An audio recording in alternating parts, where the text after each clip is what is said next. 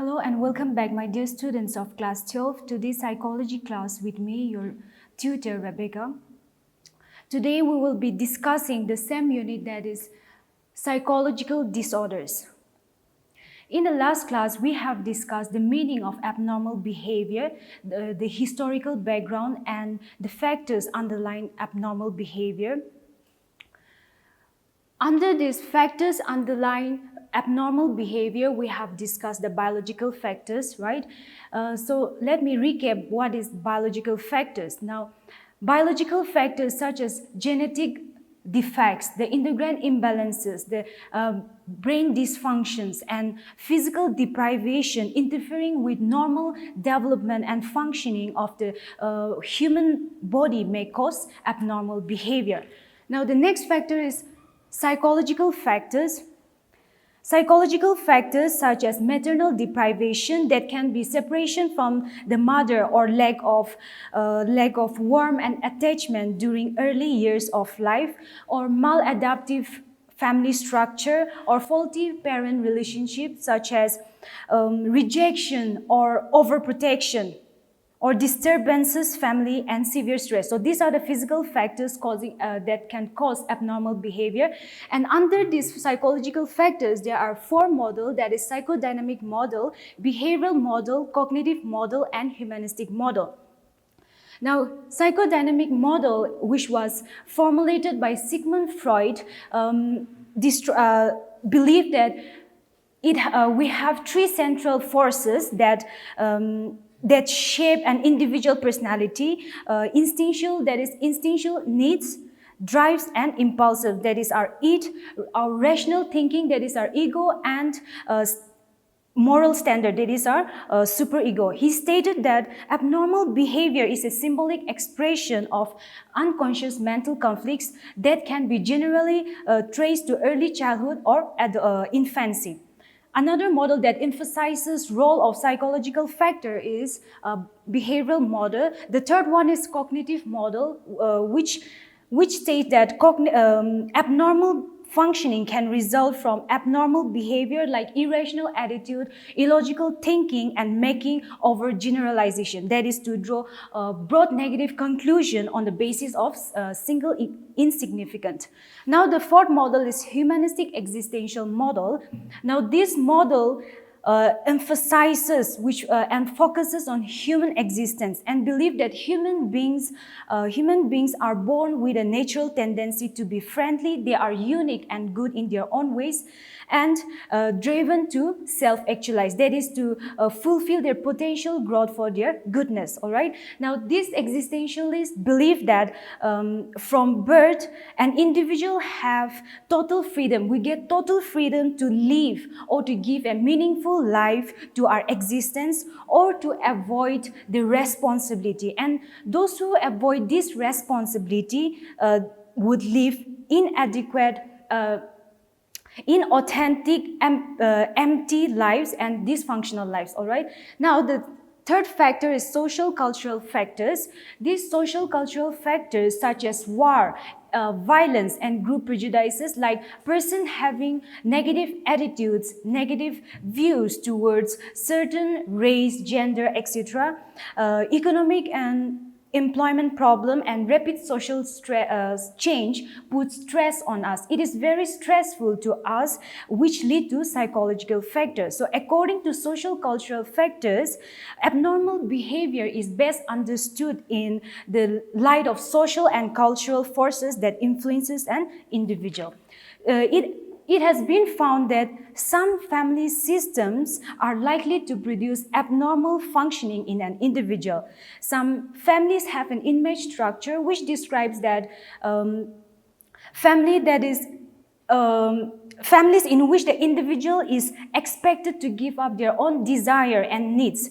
And here, these families get over-involved in each other's activities, thoughts, and feeling. And so children in this kind of family, may have difficulty in becoming independent in their life. So Studies have shown that people who are isolated and lack social support, that is strong and fulfilling relationship in their interpersonal relationship, they get more depressed. They are depressed than those who have good friendship or relationship in their life. Now, in addition to this model, one of the most widely accepted explanation of abnormal behavior has been provided by the diathesis stress model. Now, this model describes how the interaction of predisposition and environmental stress can result in disorders. Now, this model has three components. The first component is the diathesis, or the presence of some biological disorder may be inherited. The second component is the diathesis that may carry a vulnerability to develop a psychological disorders. And the third component is the presence of psychological disease, the stressors, that is factors or stressors that may lead to psychopathology, the study of mental disorders. So therefore, this model, diathesis stress models, serve to explore how biological or genetic traits interact with social environmental influences and produce several disorders such as depression, anxiety, and schizophrenia. They also state that if the combination of the disease and stress exceeds a threshold, exceeds a minimum limit, the person will develop a disorder. So that are the factors underlying abnormal behavior. Now let's discuss classification of disorders. Now this classification is necessary in all branches of knowledge, and it is important because it enables the psychologists, the psychiatrists, and social workers to communicate with each other in order to find the causes of psychological disorders. Now, in abnormal psychology, the classification is referred to as diagnosis. And this diagnosis places the person's disorders within an existing system or grouping of disorders. So therefore, classification is generally regarded as a scientific and clinical tool and also useful for statistical purposes. Now, the American Psychiatric Association has bring out a manual for classifying various kinds of psychological disorders. At present, there are two classifications in psychiatry, namely as DSM-4 and ICD-10. DSM-4, Diagnostic and Statistical Manual of Mental Disorder. It is a manual used by clinicians and researchers to diagnose and classify mental disorders, okay? And it provides information about biological, psychological, and social aspect of a person's condition. Now, it classifies mental disorders in order to improve diagnosis, the treatment, and research. Now, this DSM-4 has 5 axes. Axis 1 consists of clinical disorders. Here, more than one disorders can be listed on this axis 1. For example, mood disorder, anxiety, somatoform, and other mental disorders. All right, and axis 2 deals with personality and mental retardation, both of which begin in childhood or adolescence and usually persist into adult life. Now, disorders may include paranoid personality disorder, or OCD, and antisocial personality disorder. Under Axis 3, it describes general medical conditions such as diseases of the respiratory system, circulatory system, and digestive system. Under Axis 4, it describes psychosocial and environmental problems, for example, environmental stress, family problem, or any negative life event. Axis 5 is a global assessment of functioning scale. It is a global functioning assessment of the individual, psychological, social, and occupational functioning, all right? Here, the clinician makes a global assessment of functioning, rating on a scale from 1 to 100. Under this, low rating indicate the individual posing danger to themselves or to others, and high rating indicate goal or superior functionings. For example, being involved in a variety of activities and showing effectiveness in interpersonal relationships. All right. Another classification is ICD-10, which is International Classification of Disease, which was proposed by WHO, World Health Organization, for all diseases and related health problems. In this classification, ICD-10, a description of the main clinical features or symptoms for each disorders are described, and of other associated features, including diagnostic guidelines, is provided. So that was the classification of psychological disorders. Now moving on to the next topic, that is types of disorders. Firstly, we will discuss anxiety disorder. Now what is anxiety disorders? Anxiety disorders are a group of mental disorders characterized by insignificant feelings of anxiety and fear, worry about future events, which causes nervousness, unpleasant and excessive feeling of fear and stress. Now, the symptoms of anxiety disorder are lost appetite, difficulty in concentrating, sleep problems, insomnia, that can be insomnia, panic, fear and uneasiness, and so on. Now, some factors influencing these anxiety disorders may be stress due to illness, environmental stress, rejection in their life, or physical or emotional abuse and death or loss of their loved ones. All right. Now there are various types of anxiety disorders. Generalized anxiety disorders. Now, these disorders are those in which individuals feel excessive fear and persistent. It is the most common neurotic disorders, all right? The signs and symptoms of generalized anxiety disorders are motor tension, worry and apprehensive feeling about the future life, what future holds for them, or worry about for people who are close to them and for their valued possessions, and hypervigilance.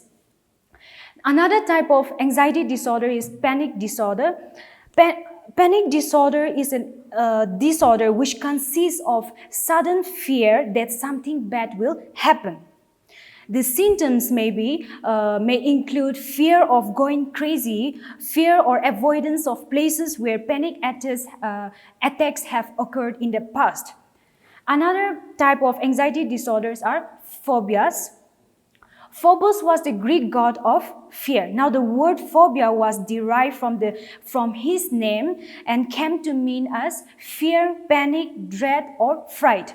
Now, people who have these phobias have irrational fear and avoidance of an object or situations. Now, these phobias can be grouped into three categories, such as specific phobia, which is an intense fear of an particular animals, or fear of heights and fear of confined places.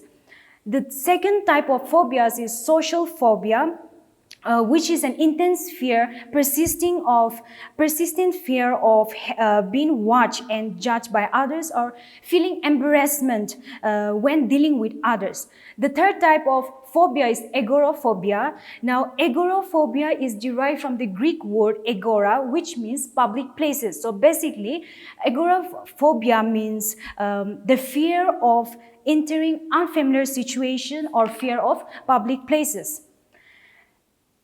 The next type of anxiety disorder is obsessive compulsive disorder. Now, the inability to stop thinking about a particular topic or idea is called obsession, and the need to perform certain behavior and over and over is called compulsion. So basically, obsessive compulsive disorder is a chronic disorder in which a person has uncontrollable, unwanted thoughts, repetitive distressing and behavior.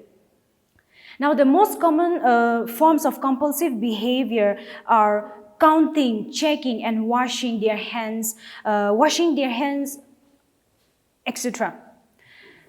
The next type of anxiety disorders is PTSD. Now, this PTSD, post-traumatic stress disorder, is a disorder which caused from traumatic disorder and also result from extremes such as combat, fighting or battle, the natural disaster, child abuse, serious illness or bullying, and so on. Now, this PTSD often leads to flashbacks, and the person may have behavioral changes to avoid triggers. Now, the symptoms of PTSD may include recurrent dreams, flashback, constant negative mood, emotional numbing, inability to feel pleasure and positive. So that was anxiety disorders. Now moving on to the next type of disorder, that is schizophrenia. Now schizophrenia is a disorder of the brain affecting how one think, feel and sees the world around them. Now the word schizophrenia is derived from the Greek word schizo, meaning split, and phrenia, meaning mind. So it indicates a mental disorder in which a person is split off from reality. So people suffering from schizophrenia lose contact to reality. Their interpretation of reality differs from the normal, and it changes the way they see the world, they feel, think, and act. Now, the symptoms of schizophrenia can be grouped into three categories: positive symptoms,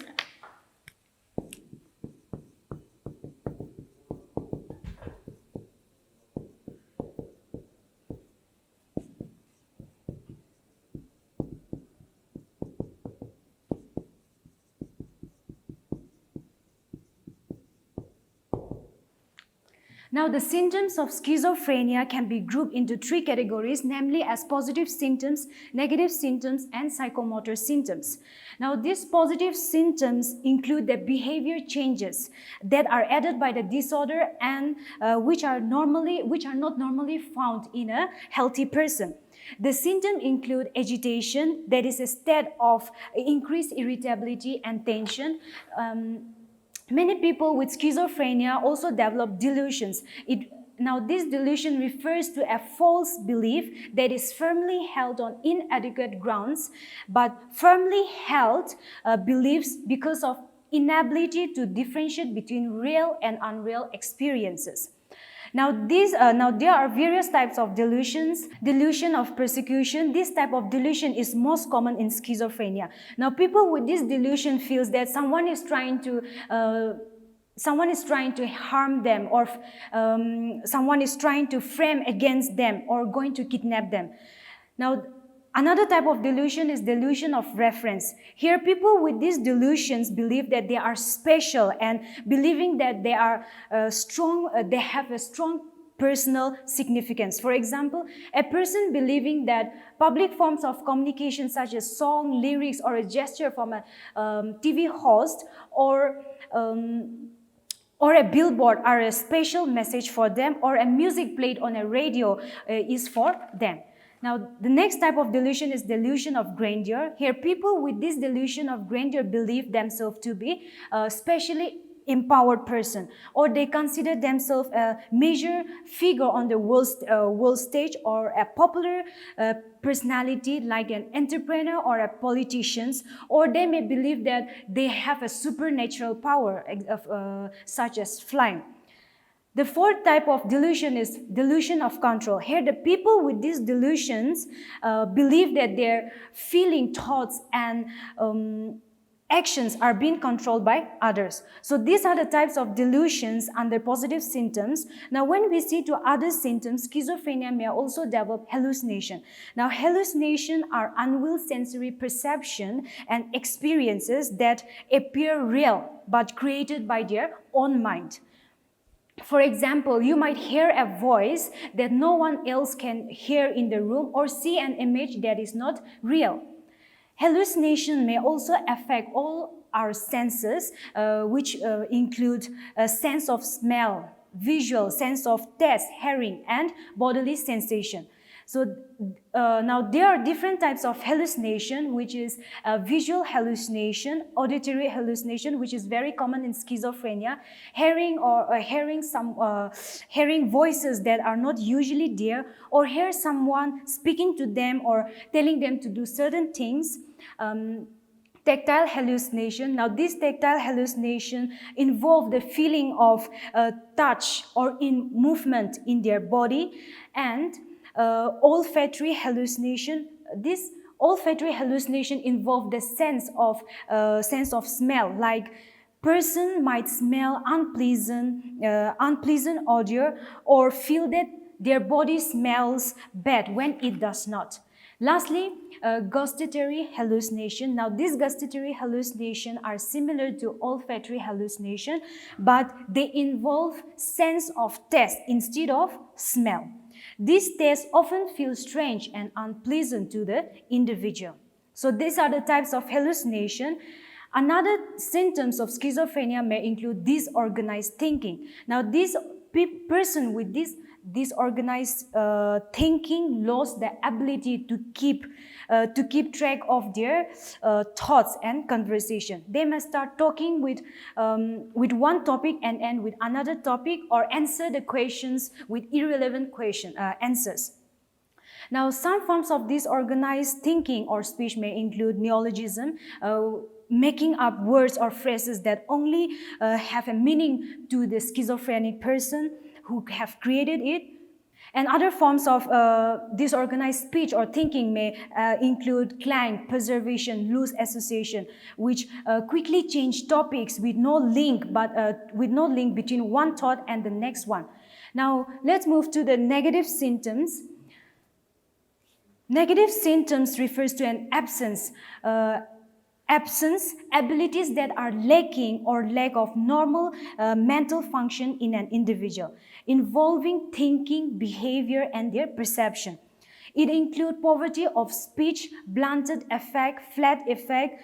Some people may show no emotions at all, a condition known as flat affect. Also, patients with schizophrenia having negative symptoms experiences lack of eye contact, lack of initiative such as lack of self-care, and lack of insight, and also experience evolution. Evolution is when the client is unable to follow goal-oriented behavior that is not the same of laziness, which is lack of motivation.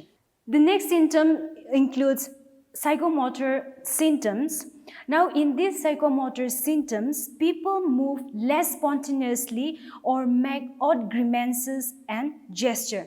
Now, these symptoms may take extreme form known as catatonia. It is an immobility and behavioral syndrome marked by an inability to move normally. Now, people with this catatonia can experience symptoms maintaining a rigid posture for hours and exhibit catatonic posturing, that is, assuming awkward, bizarre, and holding a position for longer periods of time. So these are the symptoms of schizophrenia. Now I want all of you, the students, to watch a movie called A Beautiful Mind.